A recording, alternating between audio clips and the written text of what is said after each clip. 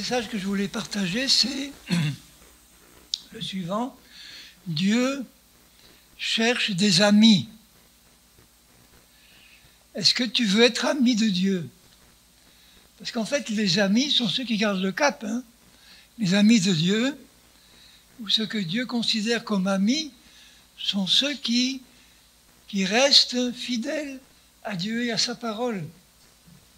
Alors, j'ai commencé par lire quelques versets dans l'Épître aux Hébreux. Le fameux chapitre 11. Hein. En fait, dans le chapitre 11, il donne qu'une liste de tous ceux, hommes et femmes, qui ont gardé le cap, qui sont restés fidèles à Dieu et à sa parole. Et il dit ceci au début du chapitre 11. Il dit au verset 5, « C'est par la foi qu'Enoch fut enlevé pour qu'il ne vit point la mort,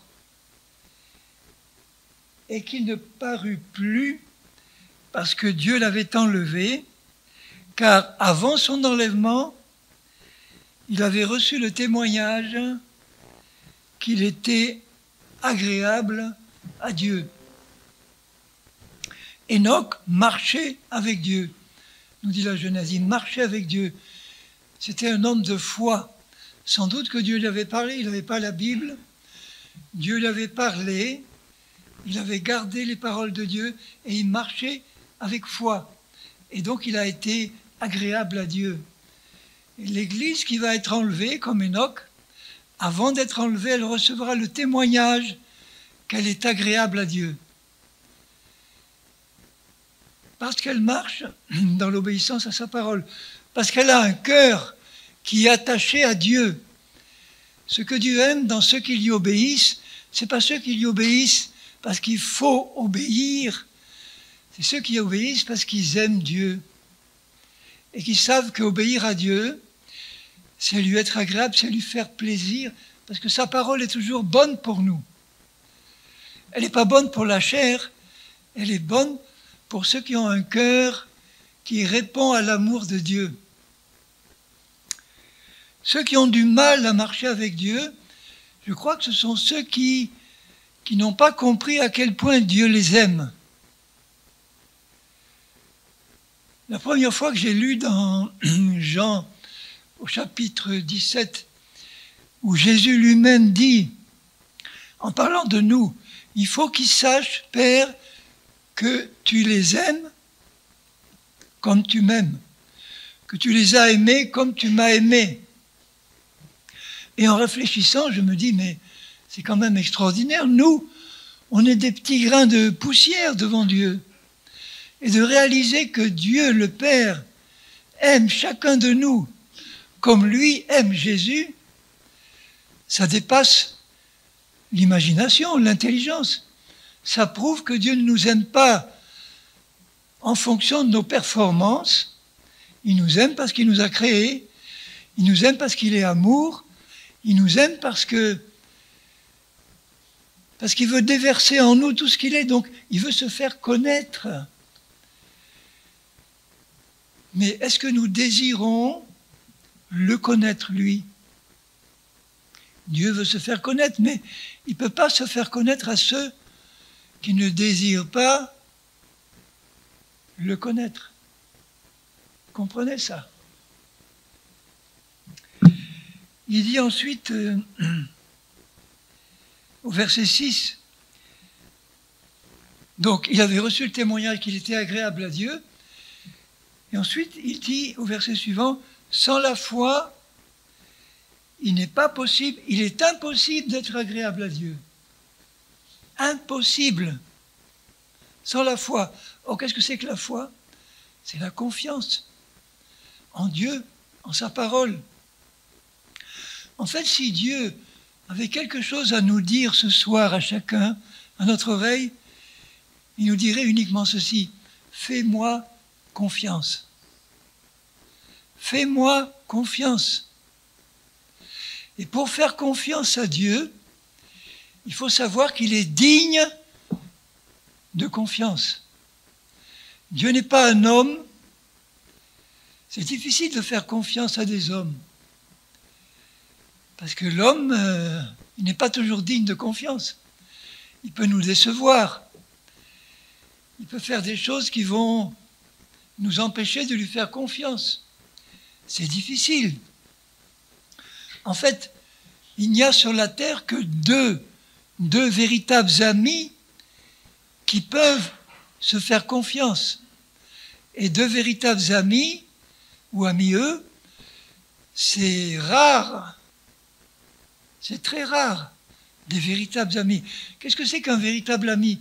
C'est quelqu'un à qui on peut tout dire sans crainte, de bon cœur, sans crainte d'être critiqué, rejeté, sans crainte que ce qu'on va dire soit répandu sur tous les toits le lendemain.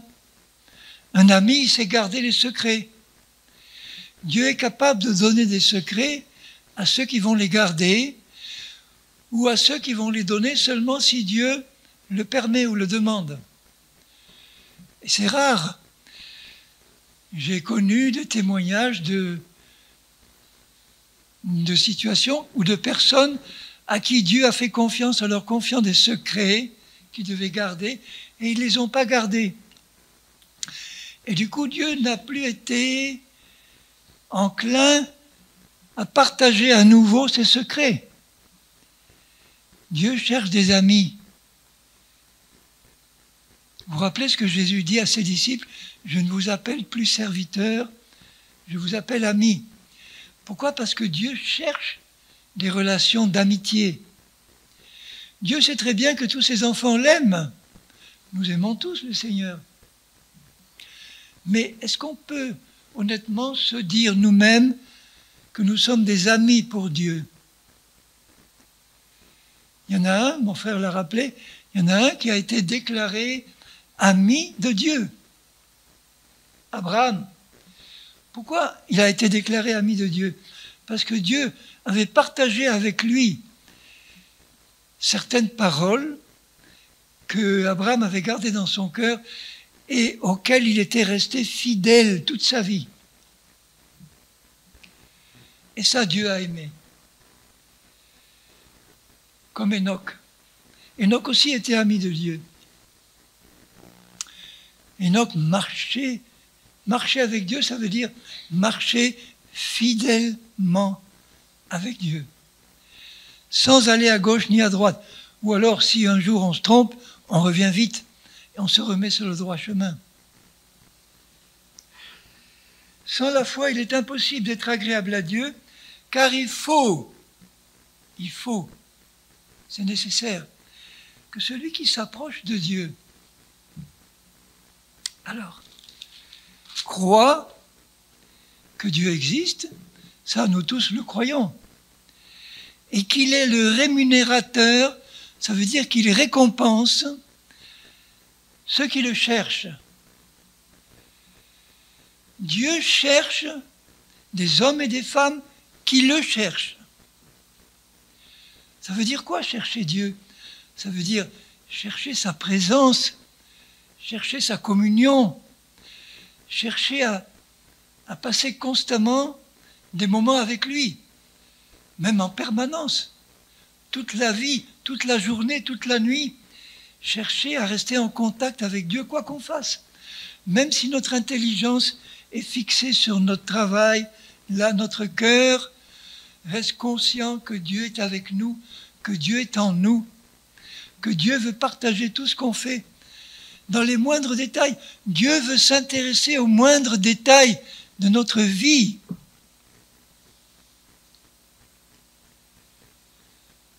Ça lui plaît.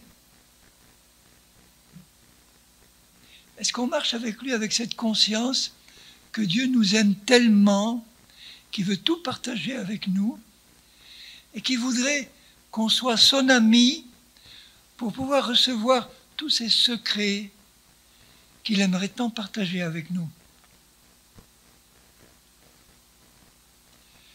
Si Dieu nous révèle à chacun de nous ses secrets, on n'a plus besoin de les répandre.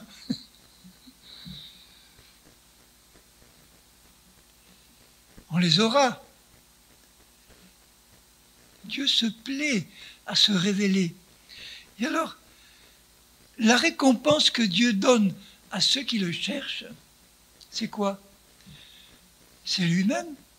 Si on le cherche, on le trouve. C'est ça la rémunération. Dieu est l'être au monde qui est le plus digne d'être recherché pour lui-même. Avant même le travail qu'on fait pour lui, avant le ministère, avant toute chose. Cherchons Dieu pour ce qu'il est lui, pour avoir avec lui une communion personnelle de chaque instant. Ça veut dire qu'on peut tout partager avec Dieu. On peut tout lui dire. On peut tout lui demander. Le moindre petit problème qu'on peut avoir, il y en a qui me disent « Oh mais tu crois que Dieu va s'intéresser à ça, à une petite chose de ma vie ?» Mais bien sûr, il t'aime. Il veut tout partager. Il n'est pas là que pour s'intéresser à la marche des galaxies et de l'univers et du monde entier. Il est là pour partager avec chacun de nous tous les détails de notre vie, comme si on était seul à vivre avec lui. Parce que lui est seul à pouvoir se multiplier à l'infini.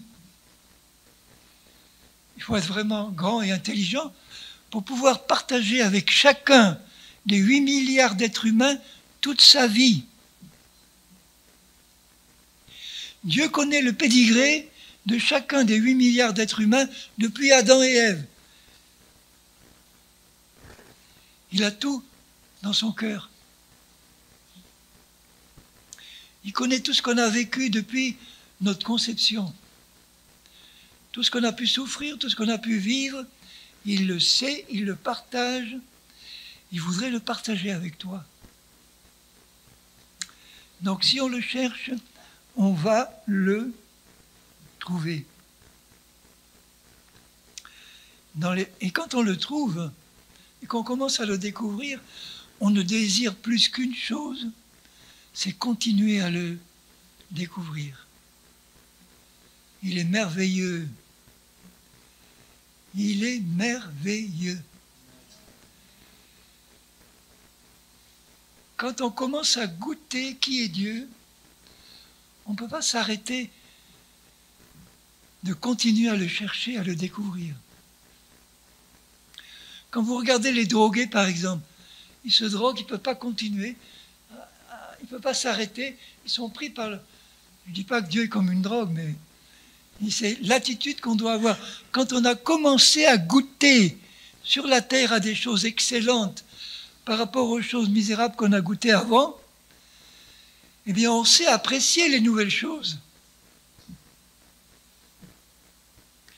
Quand j'ai commencé à goûter au gâteau d'âne, j'ai plus envie d'en goûter d'autres. Ce n'est qu'une petite partie de ses qualités, hein, il n'y a pas que ça. Bon. Dans l'évangile de Jean, au chapitre 15 de Jean, c'est Jésus qui parle, hein, et il dit ceci, Jean 15, au verset 12, je lirai même à partir du verset 9. Jean 15, 9. Comme le Père m'a aimé, je vous ai aussi aimé. Vous voyez, il dit dans Jean 17 que le Père nous aime comme il aime lui-même Jésus. Et là, il dit comme le Père m'aime, moi Jésus, moi je vous ai aussi aimé. Vous voyez à quel point on est aimé par le Père et le Fils, chacun de nous.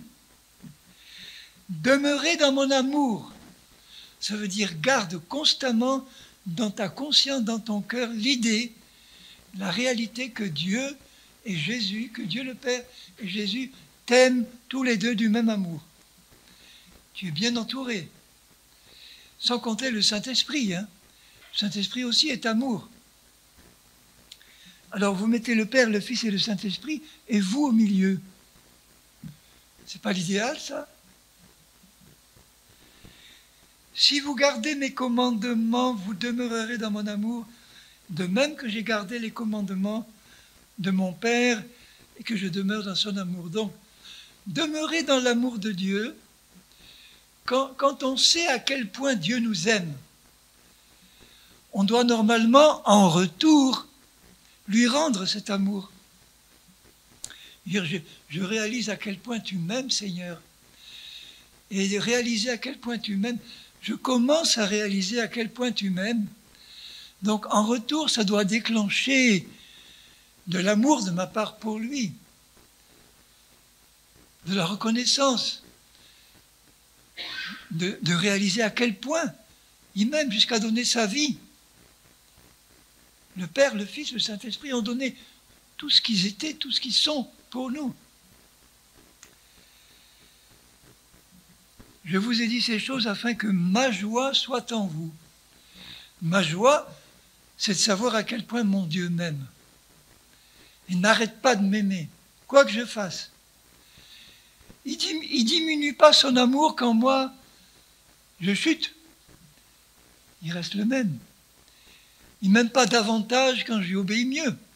Il m'aime de la même manière. Ça m'encourage. Son amour pour moi ne va pas dépendre de ma réussite. Je vais lui faire davantage plaisir, mais il m'aime de la même manière. Et il rappelle, c'est ici mon commandement, mon, unique. Aimez-vous les uns les autres comme je vous ai aimé. Comment est-ce que je peux commencer à aimer mes frères et sœurs quand je réalise que mon Dieu les aime eux, exactement comme il m'aime moi? Il n'y a pas de jaloux. Je m'approche de mon frère, de ma sœur, et je dis, mon frère, ma sœur, je m'approche de toi en réalisant, moi je réalise à quel point le Dieu qui m'aime t'aime aussi. Alors je ne peux pas être jaloux de toi. Je sais qu'il m'aime de la même manière qu'il t'aime, et il t'aime de la même manière qu'il m'aime. Pas de jaloux. Donc la conséquence, c'est qu'on peut nous aimer, nous, les deux, de la même manière. Puisqu'on est tellement aimés par Dieu tous les deux. On est des petits-enfants de la même famille, aimés par des parents tellement aimants. Ils s'épanouissent dans une atmosphère merveilleuse, là.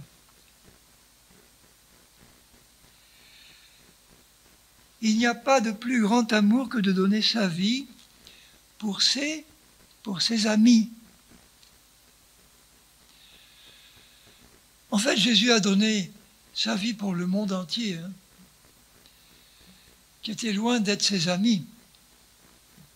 Mais il dit, il n'y a pas de plus grand amour que de donner sa vie pour ses amis. Donc, si Jésus a donné sa vie pour des gens qui n'étaient pas ses amis au départ, c'est qu'il voulait en faire ses amis. Comment est-ce qu'il voulait en faire ses amis?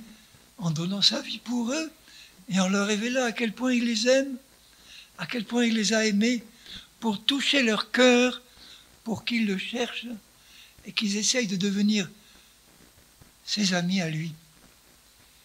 Jésus cherche des amis. Dieu cherche des amis. Je me rappelle avoir été à une convention à Grenoble, il y a des années. Et là, j'ai vu un des pasteurs sur l'estrade, les larmes aux yeux, dire à tous ses collègues pasteurs, il y en avait des centaines là, dire avec des larmes aux yeux, vous savez mes frères, j'ai beaucoup de frères, mais pas beaucoup d'amis. Et il en pleurait. Il y a beaucoup de pasteurs qui sont complètement isolés, seuls, pas un seul ami.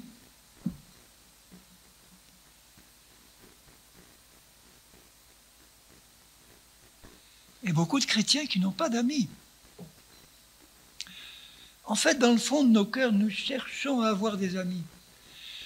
Mais si tu cherches à avoir des amis, est-ce que tu cherches à être un ami, toi?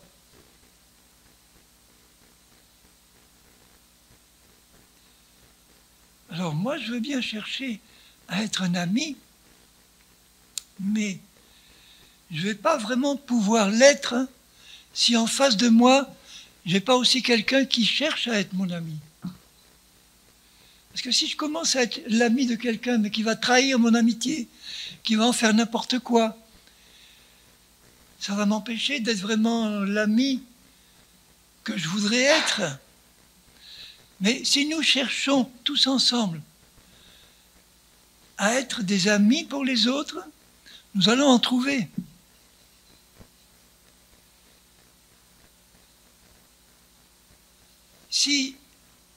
Si on ne trouve pas des amis, ça ne veut pas dire forcément que nous n'avons pas un cœur d'amis. Ça veut dire qu'on ne trouve pas des hommes et des femmes qui ont des cœurs d'amis, qui cherchent à être des amis pour les autres. Alors je voudrais nous exhorter, comme tu dis, les uns les autres, à chercher à être des amis les uns pour les autres. Et on va vraiment y arriver si dans notre relation avec Dieu, on a nous-mêmes établi une relation d'amis, d'amitié avec Dieu. On saura ce que c'est. Dieu, lui, n'a aucun mal à être l'ami de quelqu'un. Il est par nature celui qui est l'ami parfait. Mais même quand Jésus était sur la terre, je suis sûr qu'il n'a pas eu beaucoup d'amis. Il avait des disciples, il avait des gens qui l'aimaient. Mais ça ne suffit pas d'aimer quelqu'un pour être son ami. Il avait peut-être une ou deux personnes. Marie-Madeleine avait une relation d'amitié avec Jésus. Jean, l'apôtre, celui que Jésus aimait, non pas qu'il l'aimait plus que les autres, il aimait tout le monde. Mais il avait avec Jean une relation d'amitié qu'il n'avait pas avec les autres. Pourquoi ? Parce que Jean était le disciple de l'amour. Si notre cœur est rempli d'amour, si on se met devant Dieu en disant « Seigneur, remplis mon cœur d'amour, nettoie mon cœur de tout ce qui n'est pas de l'amour et remplis-moi de ton amour, pour que je sois prêt à être l'ami de ceux qui seront prêts à vouloir être mon ami. » Ce qu'on devrait tous être les uns pour les autres.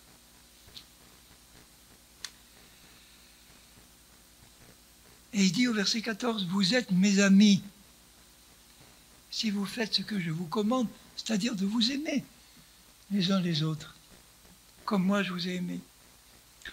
Je ne vous appelle plus serviteur, parce que le serviteur ne sait pas ce que fait son maître, mais je vous ai appelé ami, parce que je vous ai fait connaître tout ce que j'ai appris de mon Père. » Mais il y en a qui ne l'ont pas bien reçu. Jésus, lui, a tout sorti, a tout donné à ses disciples. Ce qu'il avait reçu de son Père, il n'a pas hésité à le donner à tous, comme on donne à des amis. Mais est-ce que tous ceux à qui il a donné, ils l'ont vraiment reçu, ils l'ont vraiment mis en pratique, ils ont vraiment obéi? Donc il a pu être attristé dans son cœur, le Seigneur, de voir que lui, il a traité tous ses disciples en amis, mais eux, beaucoup d'entre eux ne l'ont pas traité en ami, lui. Parce que traiter Jésus en ami, ça veut dire garder précieusement sa parole pour lui obéir. Là, on le traite en ami. Là, on réjouit son cœur. Parce qu'il n'y a pas, je crois qu'il n'y a pas pour Dieu de plus grande satisfaction que de voir ses enfants chercher à lui faire plaisir. Quelquefois, deux amis véritables, ils peuvent passer 2 heures ensemble sans rien se dire. Juste profiter de leur présence, l'un à l'autre. Comme un mari et son épouse, quand ils sont vraiment des amis, parce que c'est là que l'amitié devrait commencer, entre deux conjoints, de profiter l'un de l'autre sans rien se dire, simplement parce qu'on est là. Et je crois que pour Dieu, il n'y a pas de plus grand plaisir que de voir un de ses enfants s'approcher de lui en disant « Papa, je vais passer un moment avec toi simplement pour jouir de ta présence. J'ai rien à te demander pour une fois. » Juste passer un moment avec toi. Et puis, de temps en temps, te dire, je t'aime, tu sais, je t'aime. J'apprécie tellement ton amour pour moi. Et je veux te dire que je t'aime. Je t'adore. Vous savez que adorer, c'est la traduction d'un mot grec qui veut dire en fait faire une bise. En fait, ça va plus loin puisque dans le mot grec, il y a la racine chien. Ça veut dire c'est l'image du chien qui lèche la main de son maître dans un état d'adoration. La différence entre un chat et un chien, le chat, il regarde son maître en disant « je dois être son Dieu ». Le chien, il regarde son maître en disant « c'est lui mon Dieu ».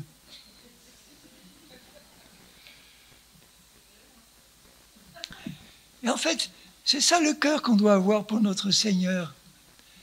Un cœur plein d'adoration, juste dans le silence, lui dire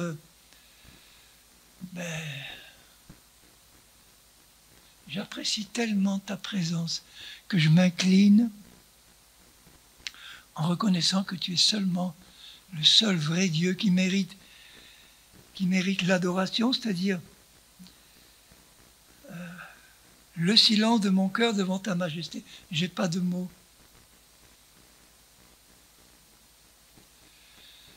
La véritable adoration dans l'Église, c'est quand on est là, qu'on ne dépend pas forcément d'un bon orchestre et d'une bonne musique, mais qu'on est dans le silence en train de reconnaître la grandeur de Dieu et qu'on l'adore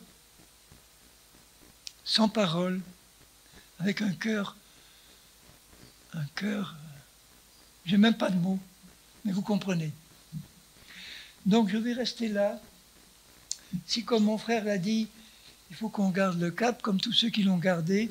J'avais d'autres exemples, mais j'arrête là parce que j'ai dit l'essentiel. C'est simplement, réalisons que Dieu cherche des amis à qui il veut tout donner, tout confier, et qu'il a besoin en face d'hommes et de femmes qui sont non seulement ses disciples, mais qui veulent être ses amis, qui veulent être amis de Dieu, comme Abraham.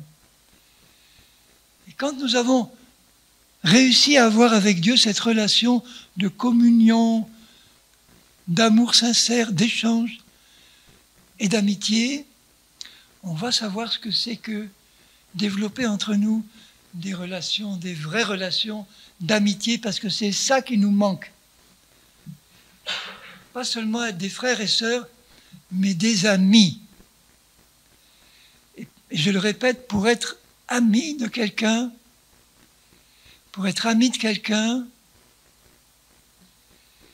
il faut que ce soit quelqu'un qui décide d'être mon ami. Il faut qu'il y ait un échange. Vous avez compris? Parce que si je suis tout seul à chercher des amis et que personne ne veut être mon ami, jamais j'aurai d'amis. Mais si je trouve quelqu'un qui veut être mon ami et que... Alléluia. Bon, vous avez compris. Seigneur mon Dieu, notre Dieu, on veut d'abord te remercier parce que tu as voulu non seulement nous sauver, mais tu veux être l'ami de chacun de nous ici. Et je sais en ce moment même où je te prie que toi qui veux être l'ami de chacun de nous ici, tu veux parler à chacun de nous ici pour lui dire « Je veux être ton ami et je veux que tu sois mon ami. Je veux te dire ce soir même que moi, ton ami, dit Dieu, je veux t'aider à régler tous tes problèmes. Je veux t'aider à t'approcher de moi sans crainte pour déverser dans ta vie tout ce que je suis moi, mon amour pour toi, tout le projet que j'ai pour ta vie.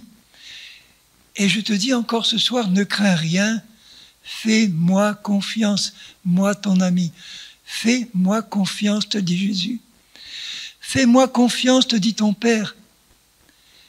Et Seigneur, nous sommes là, émerveillés devant qui tu es. Et nous te disons, Seigneur, Nous voulons être ton ami. Nous voulons être tes amis. Nous voulons nous aussi garder ta parole, ton commandement. Tu nous as aimés d'un amour éternel. Seigneur, aide-nous à garder dans le fond de nos cœurs la révélation de ton amour pour nous. Et aide-nous tous à être non seulement tes amis, mais à être les uns pour les autres des amis véritables. Amen.